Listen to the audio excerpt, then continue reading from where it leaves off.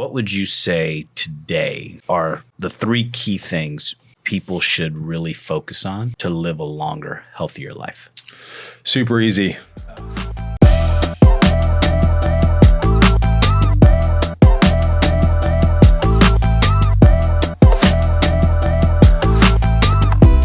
Y'all, welcome to another episode of Sippin On Excellence. I am Dr. Lionel Hunt, and I am never by myself. I'm always with my man, my dude, life coach Kenneth Johnson, Coach KJ. That's me. He's feeling some kind of way today, but we'll get to that. I got your way. Each and every week we get together and just kind of talk about everything, life, everything that's excellent. Today we have a very special guest, Dr. Ryan Greene. I'm gonna let you tell everybody kind of a little bit about your background, kind of where you are now, and then we'll dive into. No, start off with the question. Got to hit him with the question. Hit him with the question. Hit him with the question. Yeah. All right. I thought I was going to let him off the hook, but no, don't let him off the hook. Nobody gets off the hook. Okay. I don't know what I walked into. You're about to see. Hit him. Everybody has a real hard time answering this question. Okay. If you had to introduce yourself to me, to Coach, and you couldn't tell us what you do or any of your hobbies. Only your name. Only your name. How would you introduce us? How would you introduce yourself? What would you tell us? So I can say my name, but like, what do I do? That's You can't. I can't say my name. No, you can say your name. If you say, I'll give you an example. Yeah. I'm Lionel Hunt. Yeah. And I'd like you to know I'm a man living his life on purpose. Sure. That's the introduction, as opposed to I'm Dr. Hunt and this is what I do. And yeah. I would say my name is Ryan Greene. I am a healer and a guide and someone who is walking that same path himself. Because I think the work that I do requires me also to step into that space of not only leading, but doing. All right. He went for it. He did. He went for it. I love it. Yeah. I love it. You know, he's not only a president of Hair Club for Men, he's also a client. He's not a just Are we all old enough to remember that commercial? Healer, he's healing. Yeah. Oh, He's yeah. a continual healing. I like that. Yeah. I like that. Well, welcome, Yeah. man. Thank you Thanks. for Appreciate taking it. some time out of your day. course. I met Dr. Greene recently by chance, and then it just kind of, as we sat and had conversations, I was like, oh, this dude knows some stuff. And so that's when I decided, you know what, I talked to Coach. I was like, what do you think, man? And Coach was like, yeah, let's get him on. Let's talk about, because this is all sort of in all of our world, what you do. Yeah. Co-founder of Monarch Athletic Clubs, but to call it an athletic club is kind of, it's like calling. It's short that I get why. Yeah. It's like calling a Carnival cruise line a rowboat. Yeah, no, I'll tell you why. First of all, I thought you guys invited me on here because you heard back in the day they used to call me White Chocolate when I was boxing down in Manhattan Beach. No shit. I thought the legend had made its way into your. Are you from California? No, I'm from Chicago, but White Chocolate. Well, there you go again. I mean, you know. I had. I'll tell you that story briefly. So when I moved out here, I did a surgical residency. Once I got to the point of like, what do I want to do with the rest of my life? It's funny is like, I believe the universe kind of like pings you and tells you what you need to be doing. The question is like, are you wise enough to listen? And I think when we're younger, some people, mature a little bit faster. Most of us need to kind of trip over ourselves and fall and get dirt on our face before we realize, oh, I shouldn't be in this room, so to speak, or man in the arena in this arena.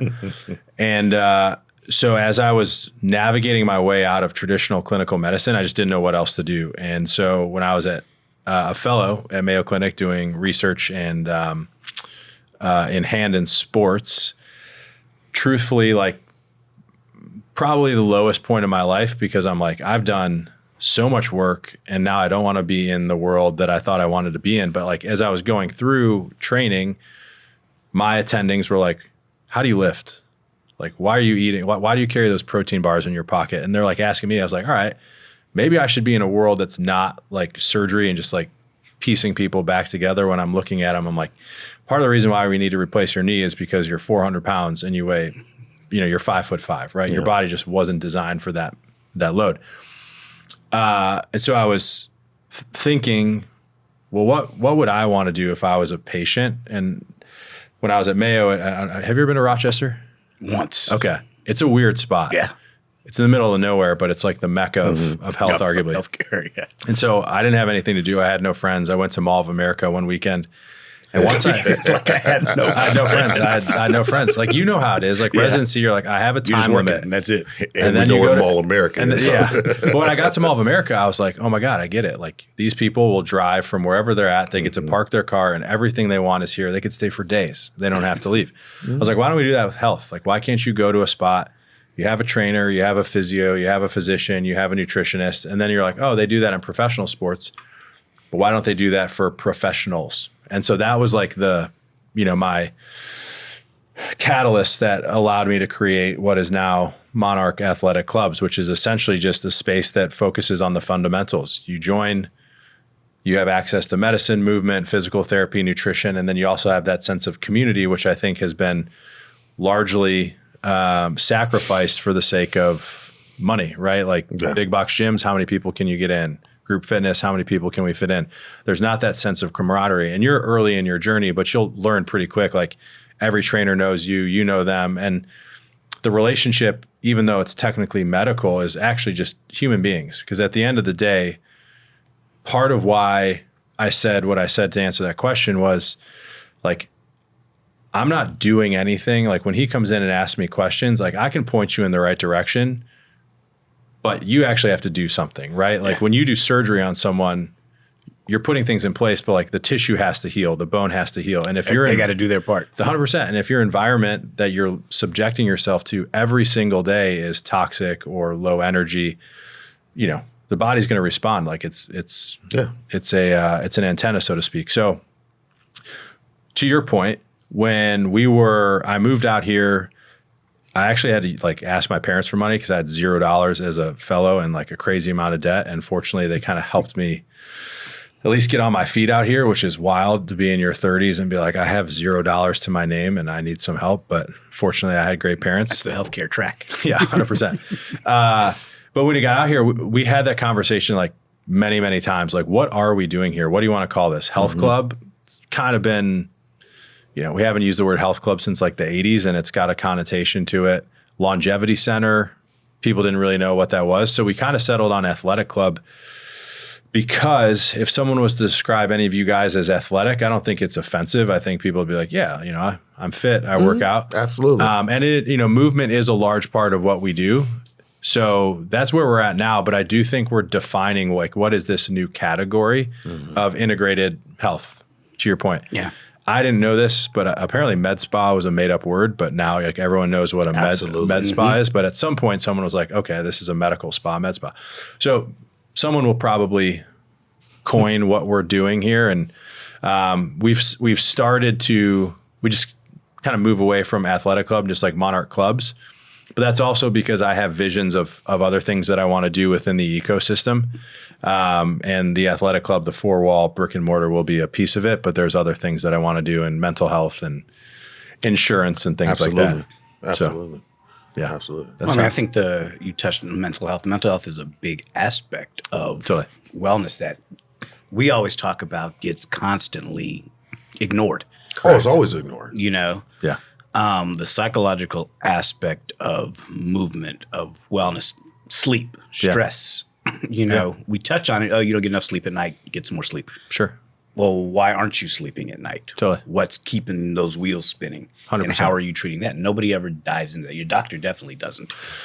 No, we have a lot of patients, and maybe it's LA, so it's hyper focused here. A lot of people, I need Ambien to sleep. I need Xanax for anxiety. And I'm like, No, you don't. But the question is like, what are you not dealing with that's causing you to stay up at night or have anxiety?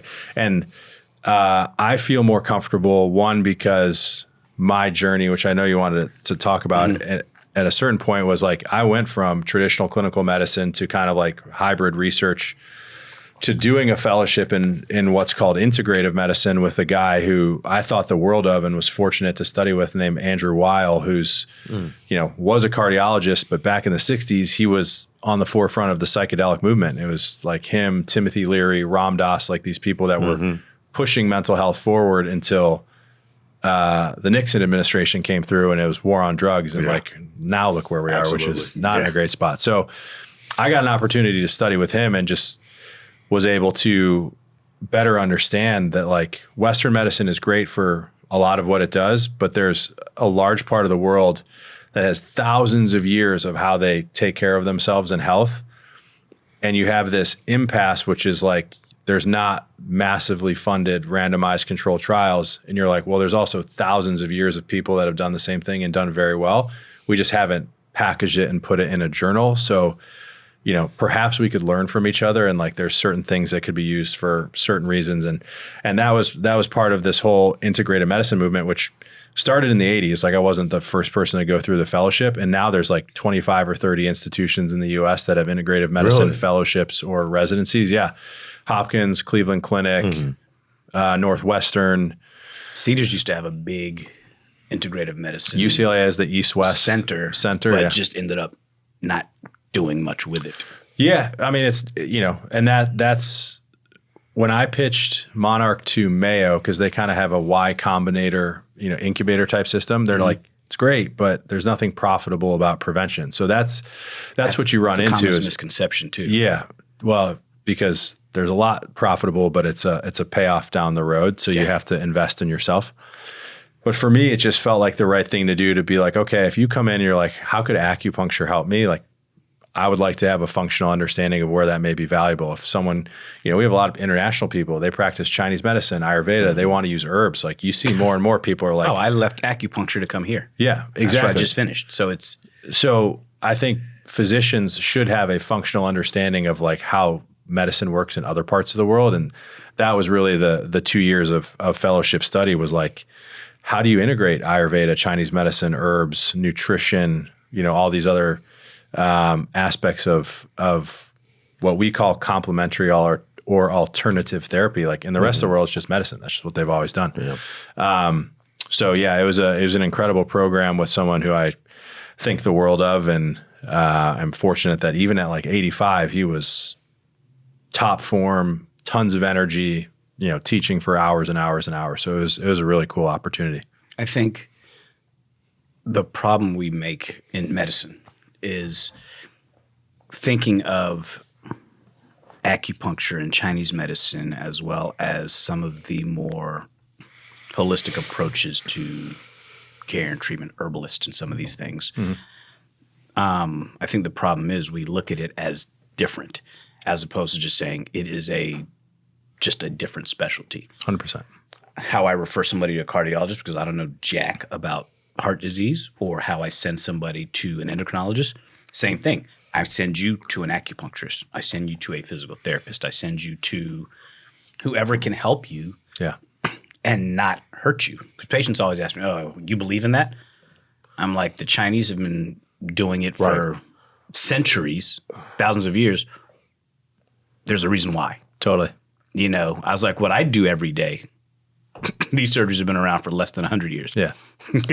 What you going to believe more? Yeah. Right. And people always like to quote papers. Sure. What the majority of the lay people don't understand. How many papers have you read that you're like, you know what? This was a well done study compared to the ones that you're like, these suck. And I'll tell you, it's for me, it's like 90-10.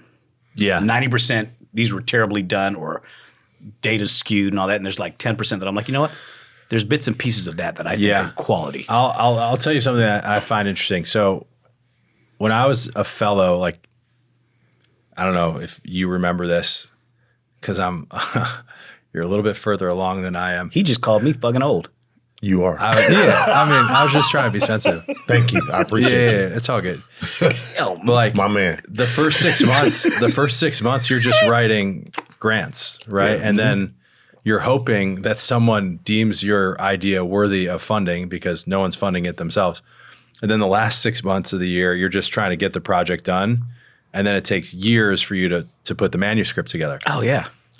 And so for me, I thought like, one, I had grants denied because we were Mayo Clinic and the reviewers from like a rival institution. And like Yeah. it's crazy that medicine is influenced so significantly by nepotism, but it is what it is. The second part that was interesting is Mayo has its own journal called Mayo Clinic Proceedings, which fine, it's a good journal. There was a study when I was there that they published that looked at basically New England Journal of Medicine from like 2000 to 2013.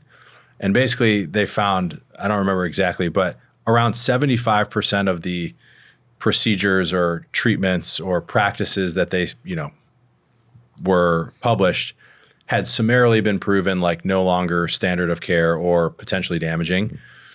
But a significant percentage of practitioners were still doing it because like the volume of information that's being published all the time is so significant. A lot of us just kind of fall back on, this is how I was trained, this is how I've always done it. And we just don't have time to be like, is this the absolute best of what I could possibly doing? Is this the best technique, approach, whatever?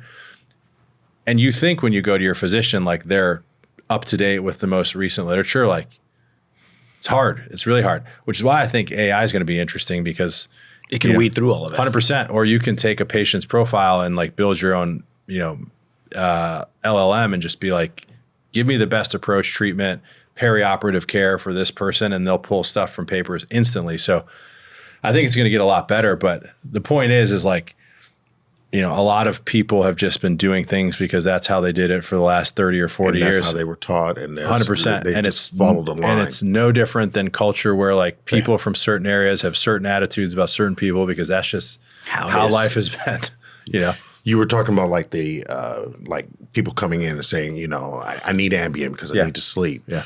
Where do you find the most challenges, like a newbie coming in and they're coming to you for guidance? Yeah. Where are some areas that they typically struggle in? Yeah, I think I'm seeing it. Our population of people is late 20s to like early 80s, so we have a pretty broad scope. What's interesting is like people are just so fixated or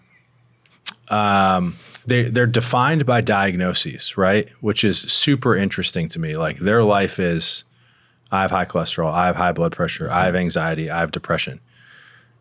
And perhaps it's like the work that I've done outside of like work on myself where I've realized like, think about how complex the human body is and in terms of like what is happening, literally us sitting here, like the things that are happening that you don't even think about that allow us to have this conversation. Like it's amazing. So it always seemed odd to me that like, Dr. Hunt just drew a bad hand. He has high blood pressure. Like you're not born with high blood pressure. Like something has happened that has caused you. Same thing with cholesterol. And like, there's a small percentage of people that genetically predisposed to certain things, but most of these things that people are like diagnosed with or defined by, it's the result of something that's happened, right? You don't just wake up one day and depression hits you. Like if you dive deeper, like clearly something has happened that's changed some aspect. So I think the interesting part is like people are just so fixated on like, this is what I have and it's never going to change. And I think one of the beautiful things that we've found with the last 6 years of Monarch is like people can really recreate themselves and you are not destined to just be on whatever drugs that you've been prescribed forever. Like miracles happen all the time. Like the fact that you can slice someone open and like, bone heals, nerves heal. Like, I played, Dr. Devin from St. Joe's? No. I don't know his last name. I should learn his last name. We play tennis together every Sunday. And I don't know his I'm last thinking name. Devin is the last name. No. But anyway, he brought a guy out who was essentially like, almost paralyzed and, did some work on his cervical spine. He was out there like crushing forehands and backhands. Like the body's capable of amazing stuff. Yeah, I would say the The body will heal itself despite what we do to it. 100%. I tell patients what I do every day is not normal. That's not natural. Yeah.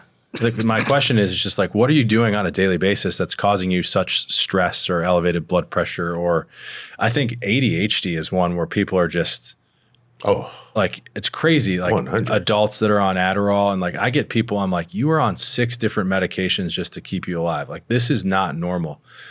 Unfortunately, to your previous point, people get sent to, various different practitioners. They focus on one thing, and then, they want to fix that one metric. I think the beauty of like an integrated approach is you have the opportunity to think globally. And like, as you have seen and will see, like when you get 60 minutes with a physician whenever you want, like you can really kind of like get to the bottom of what's happening. I don't like using the word root cause because I think it's overdone, but everything starts somewhere. And, whether we get to it on this podcast or not, like I've spent the last 30 something years working on like physical medicine, as have you. The other half of that coin I am learning that's super important is like the emotional aspect, which is the intangible. Like, do you love your job? Because if you go in and you're miserable 8 hours a day, 5 days a week for 40 years, like that's going to take a toll on your health. If you go home and your relationship with your spouse is terrible, Absolutely. like that's going to cause you to need Ambien, right? Because you're miserable. So I've started to see that part of the benefit of what we're doing with kind of like a smaller incubator is you actually get to know people, and then you can start to pick up on like what you're telling me is X, but what you're really telling me is something There's else. something deeper. And do you feel safe to actually like let me know that? Did I tell you the story of my patient who had like neck pain, like chronic neck pain? No. Incredible guy, it was a car accident, thought it caused some, compromised tissue in the cervical spine, and was convinced neck pain. But as you know, you're like, this isn't showing up, like it's coming and going. And then it just doesn't seem like what you would experience from a traditionally herniated disc. Long story short, marital relationship was very, very bad, and eventually post-separation and the use of a little bit of plant medicine, like it's gone. Like the pain is gone. No surgery needed, avoided epidurals. And so like I'm starting to see these like what other people would call like miraculous, like it's happening every single day. Yeah. But it's not like the physical, it's the stuff which is like, are you actually satisfied with what you do and how you're living and like your purpose here? And you found it. I believe I found it. So I consider myself grateful that I get to do what I do. But a lot of people haven't gotten there yet. And that's, again, part of why I said initially, like I'm a guide, which is like, I'm not doing anything other than I'm pointing you in the direction. And the question is, are you going to put one foot in front of the other to get to the end? And to your point, what you were saying being, you spend enough time with somebody and you start to recognize things. 100%. Been with this dude long time, years. And the first thing you always ask when we walk into the gym, how you doing, man? And he's not asking just to say, oh, how you doing? He had to learn that after a while. Yeah. After a while, I'm like, I'm fine. And he'd be like, and he would just nod at me like this. And I'm like, all right, let's roll. Not knowing that in his brain, he's about to flip everything we're about to do because he sees something different. Totally. And then he started telling me, okay, no, how you doing? Are you moving okay? What'd you do today? You have surgery today? And so a lot of people in this business, they don't do that. Yeah. It's just cookie cutter. Like, because a lot of people, what I do, especially with training, and this is all the reason why I've gotten into the whole personal development side. With training, they have a script. They have their workouts. This is what we do. This is how we do it. And this is what you're not doing this script. Yeah. You're off base of this script. I'm like, that's not how you train someone. Sure. You have to give them the guide. So you ever see the movie Australia? No. I use this as an example. So I learned about herding. Yeah. So with herding, you always had a leader. Yeah. And the cows follow that leader. But cows will go off a cliff because they're just Sure. So you have to have one on the side, and then somebody in the back pushing them forward. Sure. So I always had to figure out, okay, am I going to be leading from the front? Ooh, interesting. Am I going to be pushing from the sides so they don't go off the cliff, or I'm going to be pushing from the back? Ooh. I'm doing one of them. Yeah. But that's how my perspective with training is. Super interesting. And what to bring up, we were talking about the mental aspect. It made me think about how people lose weight and they're still either running from something or running to something instead of being present. And when you were saying about being a guide, that helped me understand that, like, you're working on helping them being more present. 100%.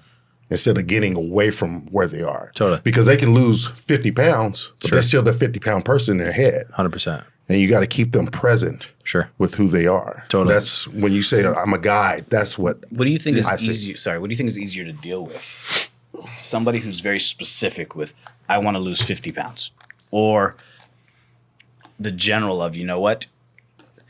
I just fix me. I think someone with a goal is helpful because it, gives us something to work towards. For instance, I had a patient today that, losing weight is very important to them, which is great. They went from 150 to 210. Okay. That's a lot, right? Like, it's a lot. Sound like a woman. Yeah.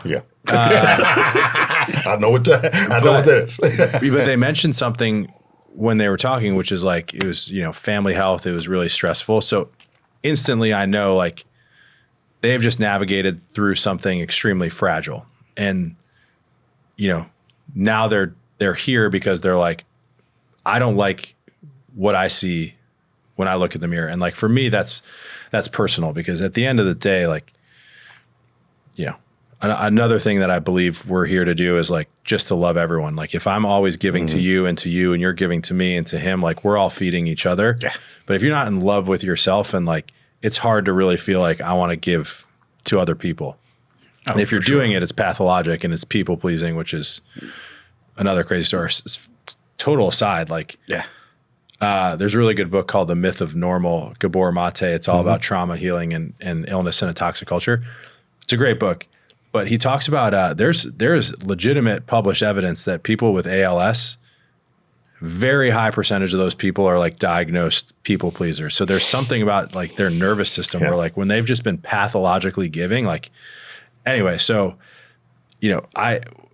back to your point, like, after I heard this person say that, I'm like, okay, I know how we need to approach these people, which is going to be, like, it's going to be a little bit extra care and tenderness. And there's going to be moments where, like, they're not seeing the numbers and they're going to question everything that they're doing. Can I actually get back to that person that I used to love?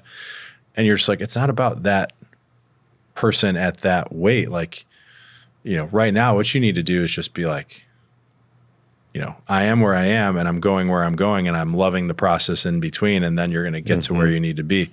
Like getting the groceries and being able to not get out of breath. 100%. Or like, you used to be X number weight and, like, you've made this amount of progress. And now you've invested in yourself and you've shown up at a place because you're like, I know what I don't know, but I'm going to put some skin in the game and I'm going to commit to coming here. Like, so let's celebrate that too. Absolutely. So I've, one of the things that we will never do is, like, we're not a before and after, like, photo type place where you do, like, the front and the side, because, like, we'll hopefully, you've got a long time. Like, we're not trying to help people get to a moment in time. We want people every single day to be in the fullest expression of themselves, whatever that means. Being healthy is helpful, but, you don't need a six pack to be the best version of you by any means. So, yeah.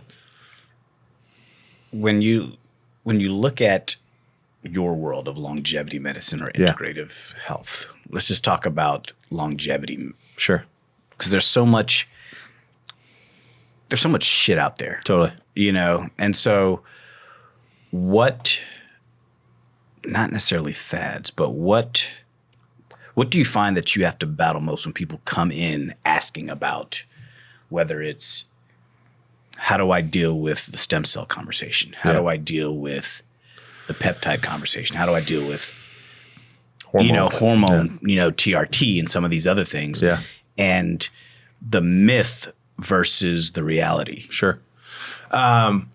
So stem cell is tough just because I think there was a lot of bad actors in the space, kind of like what we're seeing with peptides right now, where it's just everyone seems to be a peptide expert.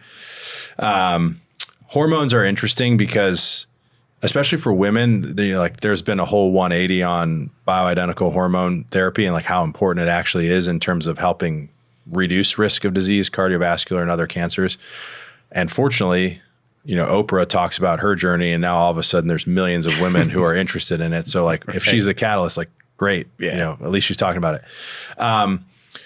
Anything in the longevity world, how I approach it is, what are you going to do consistently for the rest of your life? And if this is something that you want to help promote that quality of life, are you willing to commit to it for the next 50 years, right? And I would lay it out for someone like, are you going to just stop sleeping in the next few years? It'd be like, no, that's ridiculous. I'm like, okay. What about exercise? I know I need to do that. What about healthy eating? I know I need to do that.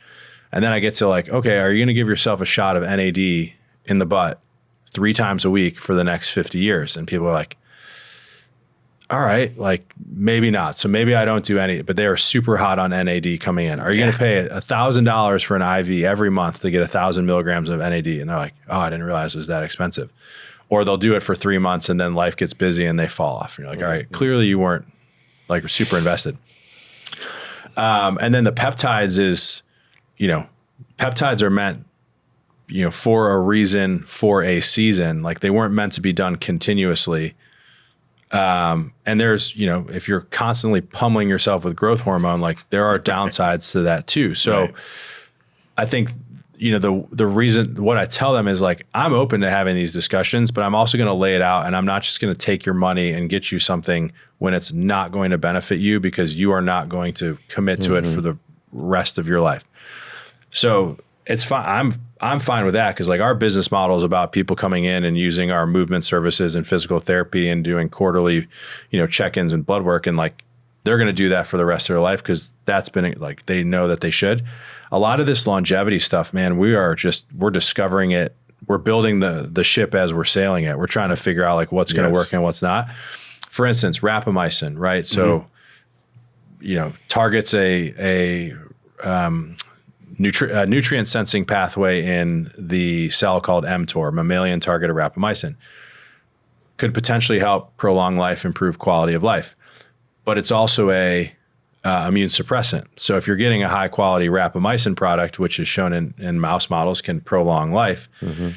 The downside is every few months you get canker sores, because you're basically on an immune suppressant. And then if you've ever had, like if you ever had a cold sore, you're going to start getting them every once in a while. So I'm like, for me, like not really interested in having a cold sore every couple of months just to hopefully live an additional 5 or 10 years. Like that's a personal decision. Yeah. And I don't think a lot of people think that's not about guaranteed. Also, you get a cold sore every month, and then you still don't live those extra 5-10 years. And like, like Brian Johnson, if you've followed him, have you seen his Netflix documentary, Yes. Don't Die? Yeah. We need people to push the limits. And like a lot of people think he's, strange, which is, probably true. But having people like, it's like bodybuilders, like we need to see like what's capable. Like Ronnie Coleman, unfortunately, is in terrible condition, but he also showed us what the human body was capable of. Correct. So like Brian Johnson's doing all this, not going to die. We also need to check back in like 70 years to see if he's actually still alive. Otherwise, we got a lot of people doing a lot of crazy stuff that probably has no benefit. So to be honest, I think the whole longevity space is going to be much more well-defined, like the next generation after we have all kind of gone and passed. And then they're like, all right, this is what worked and what didn't. And then they can, potentially make progress for the future. But someone's got to do it at some point. Someone's got to plow the path. So I think with the longevity stuff, to answer your question, I'm very much like, I'm open to trying stuff, but you also have to be open and commit to doing something consistently for the next 5, 10, 15, 20 years. Because I remember when we met, you were like, what are your goals? Yeah. And I was just like, I want to move better. I want to feel better. Totally. And whatever that means. Be better nutritionally, whatever that is. Literally just said be better. Yeah. I'm like, okay. And so, and I think about that in longevity. If you're doing everything else in your world better, you're sleeping better, you're feeding your brain better, meaning you're reading, you're doing the things, you have a social life. If you're doing all of these things better, I think you can't help but prolong your life. Totally. Without having to dump a lot of stuff. I always thought that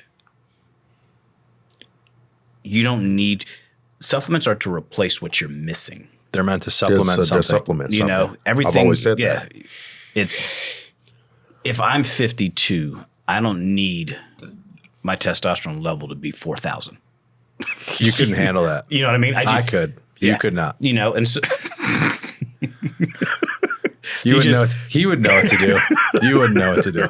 Right. Oh yeah. But I'm saying back pain right now. Yeah. Right. We'd be out on Sunset right now. We'd be in here.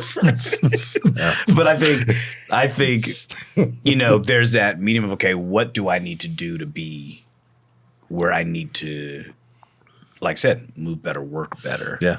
And I think people are looking for that instant gratification in the world of the internet and social media. Yeah. Where access to information now, I get it now. Totally. They also want changes to their body now. Yeah, I'm gonna pose something that is kind of a thought experiment because I'm here for it. Yeah. So as I was going through that longevity program, I'm still in it. They did a deep dive on like historically how cultures have taken care of themselves as they aged, and interestingly, in like ancient Greek literature, they keep there's tons of mentions of like the optimal human age is 110 years old, and it's everywhere. It's all over the place. And the question is like, where do they get this 110? Doesn't really matter. And regardless if you think like their year and our calendar year are different, but like there's something about living a long life. And if you think about the technology they had back then, like really what they had is they had good food that was grown locally. They walked everywhere. They moved their bodies. And then from like the psychological and emotional standpoint, like they were reading books, they were having conversations about philosophy, they were going to see plays, they were laughing, they were crying. Absolutely. They lived with, multiple generations of their family. Like you had that component. So it's an interesting thought experiment because you're like, to take Jimmy V, like if you can live every day and do something you love and laugh and cry and connect with people, like I think there's a huge part of longevity that's like as simple as that. Like the book, Anatomy of an Illness. Yeah. I mean, the guy laughed. Yeah. He said, well, I'm not going to do, I'm not going to go through this procedure, but I'm just going to laugh every day. Yeah. As much as humanly possible. 100%. And added years to his life. Yeah. So that's another piece of what I'm trying to get people to understand is like, part of your being better is just like, man, like I'm looking forward to on Tuesday, Thursdays, and Saturdays, just I show up and I get to see these young kids that are taking me through this, and they're helping me do this.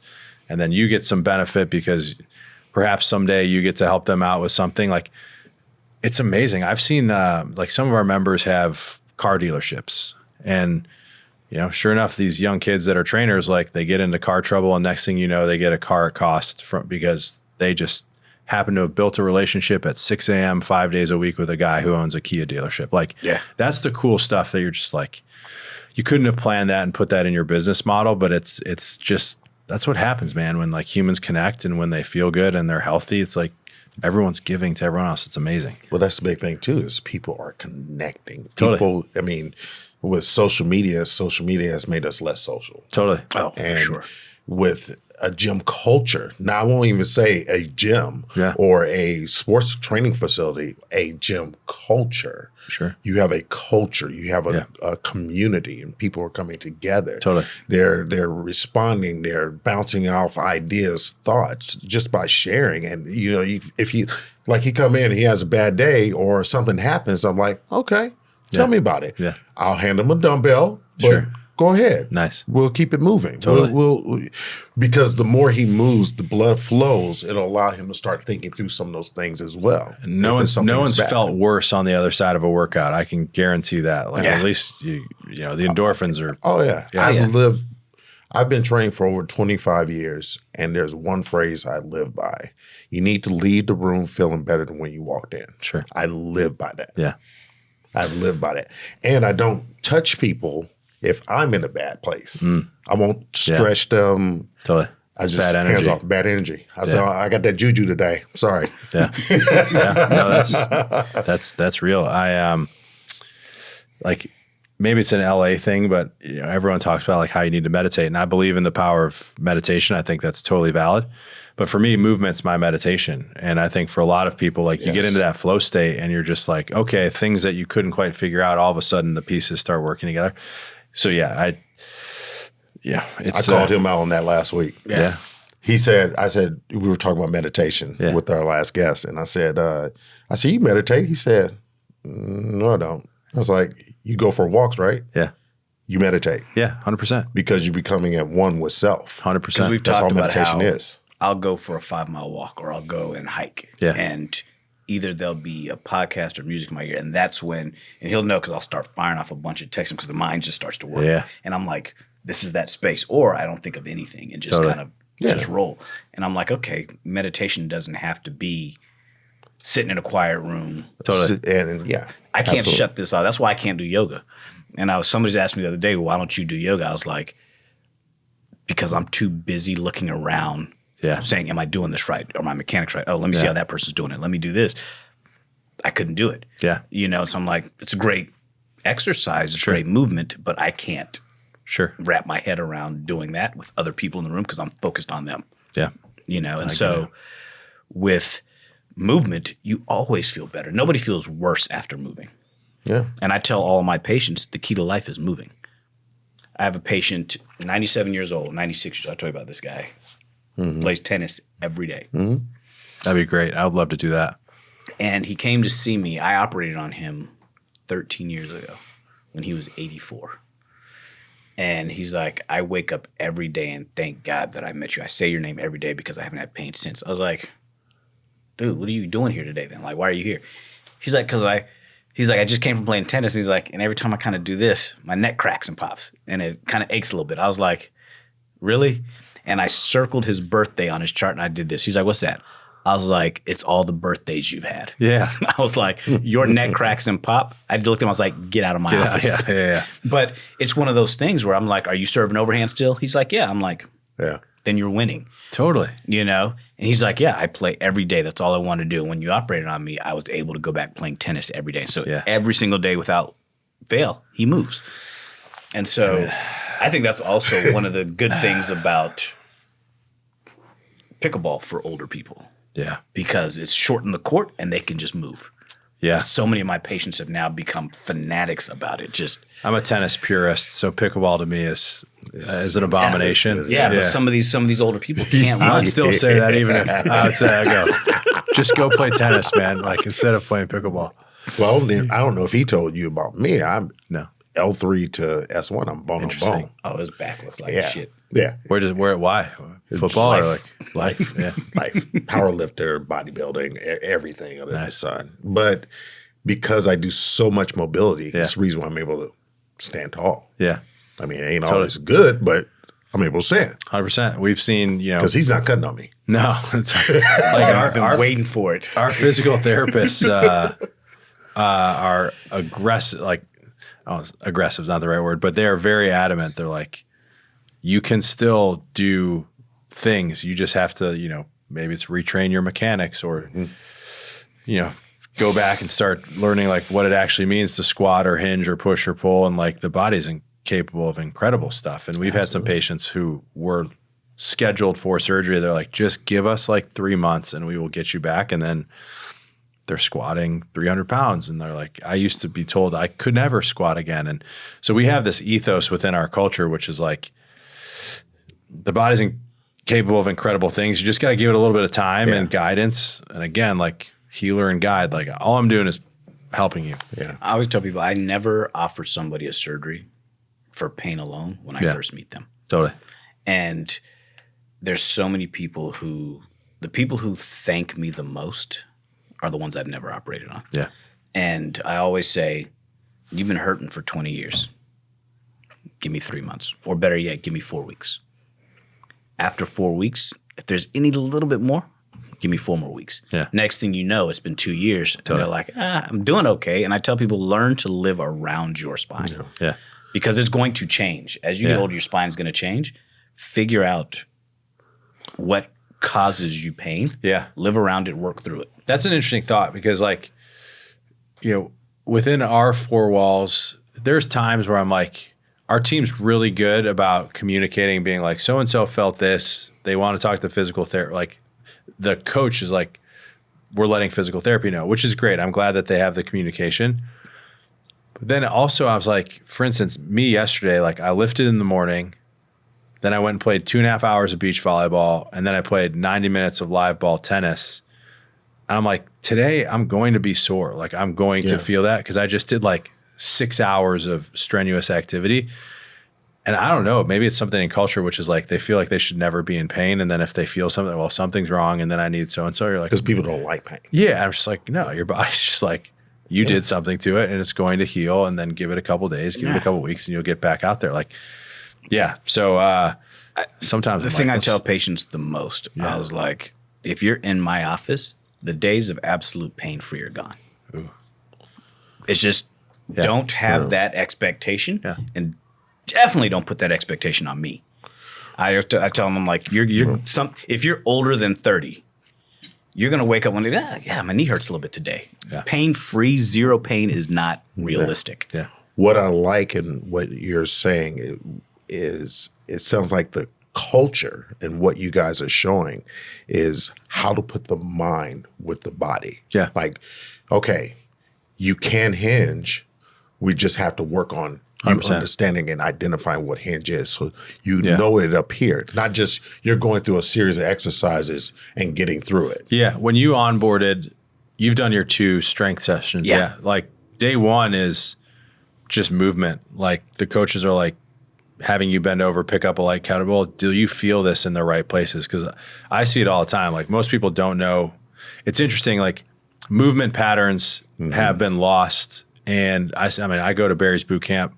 I know the guys in that organization, and I like going because it's good music and people aren't bad to look at. And so I just, Good man. 900 classes later, like I'm still going. Good man. I get it. But what's interesting, and I don't know if you ever thought about this or you have, but like if you look at a kid or a baby, like it knows how to hinge, it knows how to squat. Yes. That is my definition. And then at one point, like, where did we go? Where did we unlearn? Yeah. We became stupid. 100%. And so like literally what you did day 1 is like, you're going to hinge, you're going to push, you're going to pull, you're going to squat. And they're like, do you feel this in the right area? They'll film you and like have you watching it. Like, God damn. And it's funny, we did a couple things, and he's like, that's a good squat, but what did you feel? Or we did a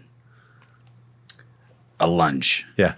And he said, where do you feel it? Well, I was like, well, I feel it here and here. He's like, all right, try doing this with your foot. Now do it again. I was like, all right, I only feel it here. He's like, that's where you should feel it. Yeah. But it's those things. In day-to-day life, we don't think about that. No. We just grab and go. Well, he couldn't squat at all when I got him. So Yeah, for sure. No, I believe that. Like, for sure. It's still tight. when but when he first came in, I took was some like, there's work. not an athletic bone in this guy's body. Like everything has been. I'm about to snatch some souls up in here. That's all. Can't do anything. It's all good. Y'all may be big, What is your take on the nutrition world? So nutrition is the most valuable and most underutilized aspect of what we're doing. I think it's interesting. I don't know if you've thought about this, but like with GLP-1s, right? Interesting science. We've started playing around with like microdosing protocols. And it's just interesting to me because if you think about what they're doing in the brain, and there's data coming out to support this, the emotional center of the brain and the hunger center of the brain are in the same area, which is super unique because now you get these integrated circuits. And I think that's the one area that, especially in this town, is problematic because there's a lot of emotion, there's a lot of tradition.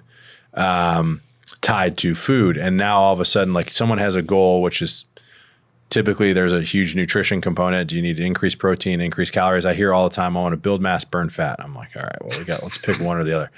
But also that one, buddy. Yeah. But like, we are going to give you a guidance, but it's like, oh shoot, well now I can't do Sunday brunch with my friends because I need to think about, what I'm eating, portion control. So it's interesting the fact that like the brain has this integrated circuit around like emotion and food. And it's really hard for people to uncouple that. And you find out really quickly like how interested or committed someone is in actually achieving the goal based on like the nutrition. The movement part's easy. Everyone loves to come in and get a sweat, but it's like, what are you putting into your body? So I wish people used that service more, but I think part of it is like, they really have to get clear on like, how much does this mean to me? Yeah. Because like, if you're kind of on the margin of like, I don't really love where I'm at. Like now all of a sudden, if you go out for a business dinner or you go out for a business dinner and you're like, those truffle fries are amazing, but like, that's going to destroy my, calories today. Like, do you have the discipline? I spent a very long time in my life. I was that guy who was like plant-based fish. Like if I go to a wedding, I'm always ordering the fish, even though I know it's going to be terrible, but like, I'm just principled. And I got to the point where I was like, man, like I look good, but it's just like, it's so not enjoyable all the time. And so, for me, like me personally, I'm like, all right, if I want to go get spicy rigatoni at, Osby and by our Brentwood Club, like that's one of the best pastas I've ever had in my entire life. Like if it's a Friday night and it's been a long week, like I'm getting pasta and I don't feel bad about it. So that's the other part too, which is like, I don't want to shame people. I don't want us to shame people, but I also want to help them recognize like what you put into your mouth does dictate how your body's going to function. And if it's garbage, you're going to get garbage. And if it's moderate, you'll get moderate. So like, how much does it mean to you? But also that do or die sometimes. Totally. Because you become so stressed out. Totally. Which actually sends more free radicals in the body. Your body's more stressed out. You get more inflammation. You have more issues. Totally. You gain more weight. Yeah. Because you completely pulled away from everything. It goes into the emotion. It goes into the energetic side of that, which is like they couple together. 100%. And like, I don't want anyone to be miserable, but also like sometimes we do have to get people to realize like, it's like create the habits first. Yeah. And then you can start playing. Totally. Then you have to deal with people's timelines because they're like, well, I need this done in 3 months. I'm like, well, you didn't get to this point in 3 months. So like, you got to give yourself some time. Right. And the expectation of you making it happen for them versus them doing it themselves. 100%. Yeah. Like you'll, so Phil Jackson shot the ball for Mike. Help me understand. Yeah. He shot the ball for Kobe.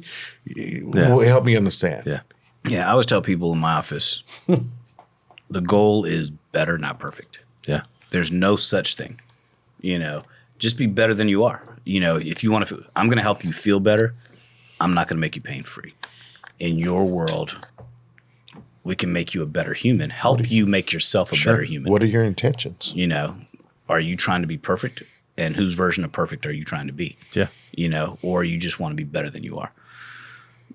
Before we wrap this thing up, if we bring it full circle to this world of longevity, what would you say today are the 3 key things people should really focus on to live a longer, healthier life?